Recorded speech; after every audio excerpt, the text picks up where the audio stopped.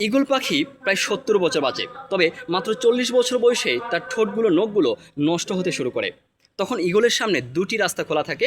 প্রথমত, এই নষ্ট নখগুলো ঠোঁটগুলো দিয়ে পচা বাসি খেয়ে খেয়ে একসময় মৃত্যুবরণ করা, নতুবা নিজেকে কষ্ট করে নিজের ঠোঁটগুলো নখগুলো নষ্ট করে নতুন করে গড়ে তোলার জন্য আবার প্রত্যয় নেওয়া।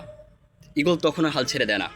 তার এই নষ্ট নখগুলো ঠোঁটগুলো পাথরে আছড়ে আছড়ে ভেঙে ফেলে। যখন নতুন করে গজায় তখন ওই নতুন নখগুলো ঠোঁটগুলো দিয়ে একটা একটা করে পালক ছিঁড়তে শুরু করে।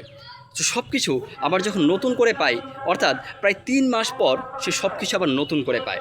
সব কিছু নতুন করে পায় পরবর্তী ৩০ বছর রাজার মতো বাঁচার স্বাদ নেওয়ার জন্য।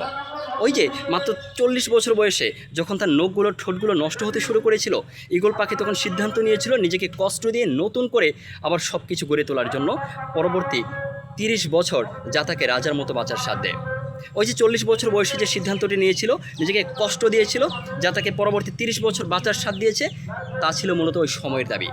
যারা এসএসসি পরীক্ষার্থী আছো, তোমরা এখন লাইফের যে স্টেজে আছো, যে মুহূর্তে আছো, এই মুহূর্তে তোমার নিজেকে পড়ার টেবিলে ধরে রেখে নিজেকে কষ্ট দিয়ে নিজের সর্বোচ্চটা দেওয়ার এখনই সময়। তাই আমি বলি, আজ তুমি মাথা নিচু করে পড়ার টেবিলে পড়ে থাকো, একদিন মাথা উঁচু করে বাঁচার স্বাদ পাবে। আর এটি হচ্ছে তোমার এখনকার সময়ের দাবি।